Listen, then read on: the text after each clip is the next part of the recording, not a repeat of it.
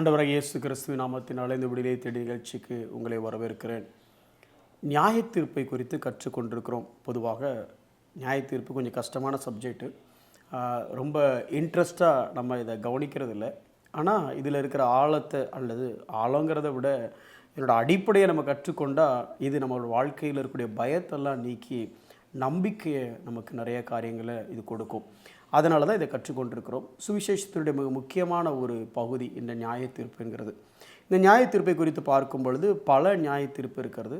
Judgement, என்ன judgment over Israel, judgment over other nations, judgment over earth, judgment over believers, judgment over unbelievers, இப்படி நிறைய காரியங்கள் இருக்குது. Over the fallen Angeles அப்படின்னு நிறையா. நாம் இதில் படிக்கிறது ஜட்ஜ்மெண்ட் ஓவர் த பிலீவர்ஸ். ஏன்னா நீங்களும் நானும் விசுவாசி. மற்ற எல்லா காரியத்தையும் படித்து நம்மளோட அறிவை வளர்த்துக்கிறத விட படிக்கிறது நல்லது.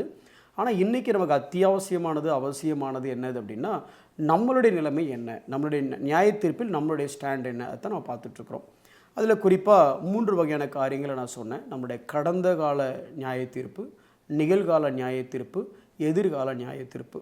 கடந்த கால நியாயத்தீர்ப்புன்னு சொல்லும் பொழுது நம்மளுடைய பாவங்களுக்கான நியாயத்தீர்ப்பு சிலுவையிலே செய்தாகிவிட்டது அப்படின்னு சொன்னேன், சின்னர்ஸ். 2வது சன்ஸ் அல்லது சைன்ஸாக இப்போ இருக்கக்கூடிய இந்த காலகட்டத்துக்கான நியாயத்தீர்ப்பு குறித்து நம்ம படிக்க போகிறோம். அடுத்து இன்னொரு நியாயத்தீர்ப்பு, எதிர்கால நியாயத்தீர்ப்பு. இப்போ நம்ம படிச்சுட்டு இருக்கிறது இந்த பாஸ்ட், ஏற்கனவே நடந்து முடிந்த நியாயத்தீர்ப்பு குறித்து நம்ம படிச்சுட்டு இருக்கிறோம். தொடர்ந்து இந்த ப்ரோக்ராம் நீங்கள் பார்த்துட்டே வாங்க, அப்போ தான் உங்களுக்கு ஒரு ப்ரொஃபவுண்ட் ஐடியா கிடைக்கும். சரி, இன்றைக்கி முடிந்த இந்த நியாயத்தீர்ப்பை குறித்து நம்ம இன்னொரு காரியத்தை பார்க்க போகிறோம். என்ன நடந்து முடிந்தது அப்படின்னா, வேதத்தை குறித்து சொல்லும் பொழுது வேத வல்லுநர்கள் விளக்கு கொடுக்குறாங்க. அப்படின்னா ஒருவேளை வேதமே உங்களுக்கு கிடைக்காத ஒரு சூழ்நிலை வந்துச்சுன்னா ஏதாவது ஒரு புத்தகத்தை மட்டும்தான் வைக்க முடியும் அப்படிங்கிற ஒரு காலகட்டத்துக்குள்ளே நீங்கள் வந்தீங்க அப்படின்னா ரோமர் புத்தகத்தை தக்க வைத்து கொள்ளுங்கள் அப்படிங்கிறாங்க. இல்லை ஒரு புத்தகம் கூட வைக்கக்கூடாது, ஒரு சாப்டரில் ஒரு வரி தான் வைத்துக்கொள்ளலாம் அப்படிங்கிற ஒரு சூழ்நிலை வந்தால் கூட இந்த ஒரு வரியை கேளுங்க. என்ன வரி? நம்ம உடனே அந்த நம்பிக்கை உன்னை வெட்கப்படுத்தாது அந்த வரி அப்படிமா அதெல்லாம் சொல்ல வரல. அவங்க என்ன சொல்ல வராங்கன்னா, ரோமர் 3வது அதிகாரம் 23வது வசனம், எல்லாரும் பாவம் செய்து தேவ மகிமை அற்றவர்களாகி. இதை ஒரு வரியை மட்டுமே உட்கார்ந்து ஒரு நாள் ஃபுல்லாக படிக்கலாம். ஆனால் இதுக்குள்ளே ஒரு மிக முக்கியமான கருத்து இருக்குது, அதை மட்டும் நான் உங்களுக்கு சொல்ல விரும்புகிறேன்.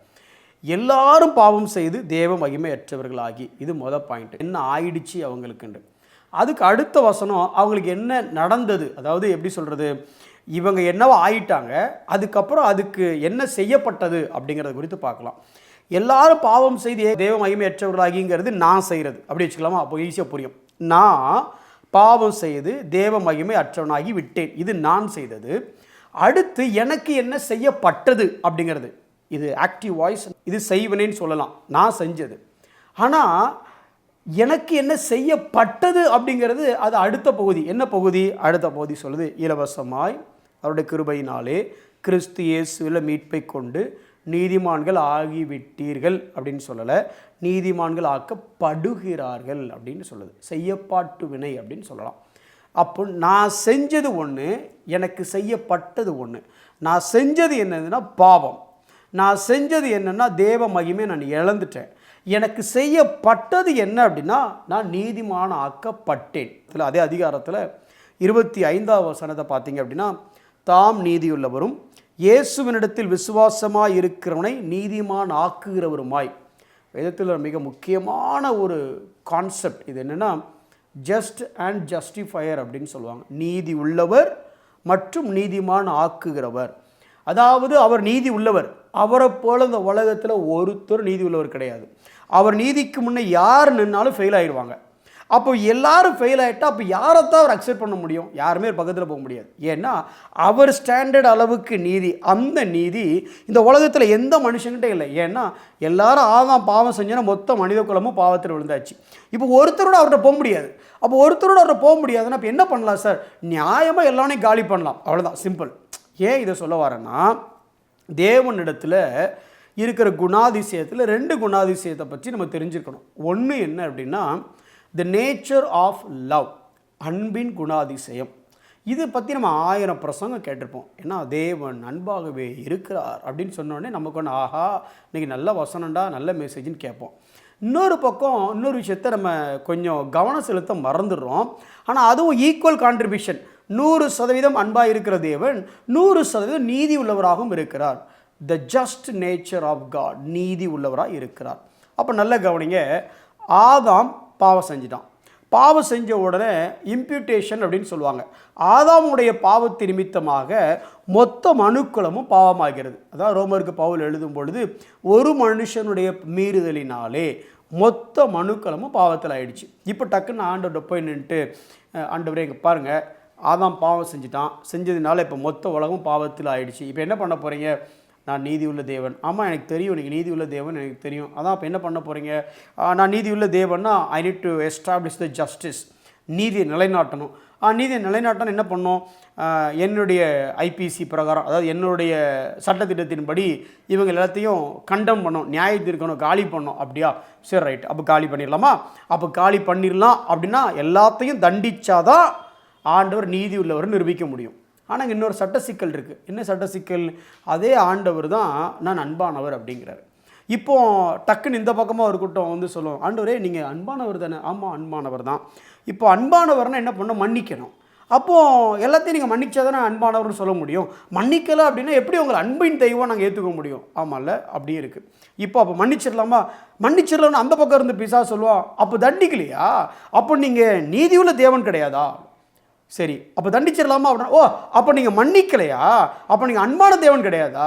இப்போ அன்பான தேவன்கிறதை நிரூபிக்கணும், நீதியான தேவன்கிறதை நிரூபிக்கணும், செஞ்ச தப்புக்கு தேவையான தண்டனையை கொடுக்கணும், அதே நேரம் மனித குலத்தையும் காப்பாற்றணும், நேசிக்கணும். எப்படி செய்யலாம்? மீதி ஆன்சர் உங்களுக்கு தெரியும். கொடுக்க வேண்டிய தண்டனையை தன்னுடைய மகனின் மீது, தன்னுடைய சொந்த குமாரன் மீது கொடுத்து இந்த உலகத்தினுடைய மொத்த பாவத்திற்குரிய தண்டனை ஜஸ்டிஸ் எஸ்டாப்ளிஷ்ட் எங்கே அப்படின்னா சிலுவையில் தன்னுடைய மகன் மீது. அப்போது எங்கே போச்சு உங்கள் அன்பு? மன்னிப்பு, ஃபர்கிவ்னஸ் ஹேட் கிவன். எங்கே? இந்த ஜனங்களுடைய எல்லா தவறுகளையும் தேவன் மன்னித்தார். அப்போ ஒரே நேரத்தில் தண்டிக்கவும் செய்கிறார், மன்னிக்கவும் செய்கிறார். ஏன் தண்டித்தார்? அவர் நீதியுள்ள தேவனாய் இருப்பதனால் தண்டித்தார். ஏன் மன்னித்தார்? அவர் அன்பின் தேவனாய் இருப்பதினால் மன்னித்தார். அப்போ இங்கே இந்த ரோமருக்கு பவுல் எழுதும் பொழுது he is a god of just and justifier. ஏன் அப்படின்னா நீ என்ன செஞ்சும் அவர் நீதிமான ஆக முடியாது. ஏன்னா உன்னை நீதிமான ஆக்கணும் அப்படின்னா அவர் தகுதி அளவுக்கு நீதிமான நீயே ஆக முடியாது, ஆக்கத்தான் செய்யணும். அப்படி ஆக்கிறது வேற யாராலையும் செய்ய முடியாது, அதையும் அவரே தான் செய்யணும். அதுதான் தாம் நீதியுள்ளவரும் நம்மை நீதிமான்கள் ஆக்குகிறவருமாய் அவர் இருக்கிறார். இது எதுக்கு இந்த இடத்துல எஸ்டாப்ளிஷ் பண்ணுறேன் அப்படின்னா சிம்பிள். நானே ஏதாவது செஞ்சு கொஞ்சம் நீதிமான் அப்படின்னு பேரை வாங்கிட்டேன் அப்படின்னா இன்றைக்கி நான் ஏதோ ஒன்று செய்யாமல் ஃபெயில் ஆகிட்டேன்னா தண்டனை வாங்குவேன்னு வச்சுக்கலாம். கரெக்டு தானே? இப்போ நான் ஒன்று செஞ்சு நீதிமான்கிற பேரை வாங்குகிறேன் அப்படின்னா நாளைக்கு நான் இதை செய்யலை அப்படின்னா ஐயோ பேர் போயிருமே, அடி வாங்குவோமே அப்படின்னு யோசிக்கலாம். ஆனால் என்னை நீதிமானாக ஆக்குனது நான் இல்லை, என்னுடைய எந்த ஒரு கிரியையும் இல்லை. என்னை நீதிமான ஆக்குனது யாருன்னா அவர் ஆக்குனார். இப்போ அவரே நீதிமான ஒருத்தனை ஆக்கிட்டு அவரே ஆக்கினைக்குள்ளாக தீர்த்தார்னா அவர் நீதிமான ஆக்கின விஷயத்தில் ஏதோ கேள்விக்குறி இருக்குது. அப்போது தேவனுடைய கோபத்திலிருந்து என்னை தப்புவித்தது தேவன் தான். அப்போ என்னை தப்புவித்த தேவனே தேவனாலேயே என்னால் காப்பாற்ற முடியாதா? அதைத்தான் நீங்கள் நான் புரிஞ்சுக்கணும். உங்களை என்னையும் நீதிமான ஆக்குனவர் தேவன். அவரே நீதிமான ஆக்கின ஒருத்தனை யாரால் குற்றப்படுத்த முடியும்? இந்த வசனத்தை வாசிக்கிற மாதிரிங்களேன். ரோமர் 5வது அதிகாரம் 1வது வசனம் இப்படி சொல்லுது, இவ்விதமாக நாம் விசுவாசத்தினாலே நீதிமான்கள் ஆக்கப்பட்டிருக்கிறபடியால், அதாவது ஜஸ்டிஃபை பண்ணப்பட்டோம். நாம் ஜஸ்டிஃபை ஆகலை, ஜஸ்டிஃபை பண்ணப்பட்டோம். யாரால? ஜஸ்டிஃபையரால். யார் அந்த ஜஸ்டிஃபையர்? தேவன். தேவனை என்னை நீதிமான ஆக்குனதுனால நான் தேவனிடத்தில் சமாதானம் பெற்றேன். இந்த காரியத்தை குறித்து நான் எந்த அளவும் பயப்பட வேண்டாம். எவ்வளோ பெரிய கோபம், தேவ கோபம், அந்த கோபத்திலிருந்தே நான் தப்பிச்சிட்டேன். எப்படி தப்பிச்சேன்?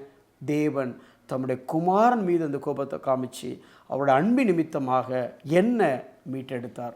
அப்படி தப்பிக்கப்பட்ட நான் மீண்டுமாய் இந்த ஆக்கினைக்குள்ளாக போவதற்கு சாத்தியக்கூறே இல்லை. ஏன்னா என்னை காப்பாற்றினது தேவன். திருப்பி சொல்கிறேன், ஆமாம் என் மேலே இருந்தது தேவ கோபம்தான். ஆனால் தேவ கோபத்திலிருந்து என்னை காப்பாற்றினது யாருங்கிறீங்களா? தேவன் காப்பாற்றினார்.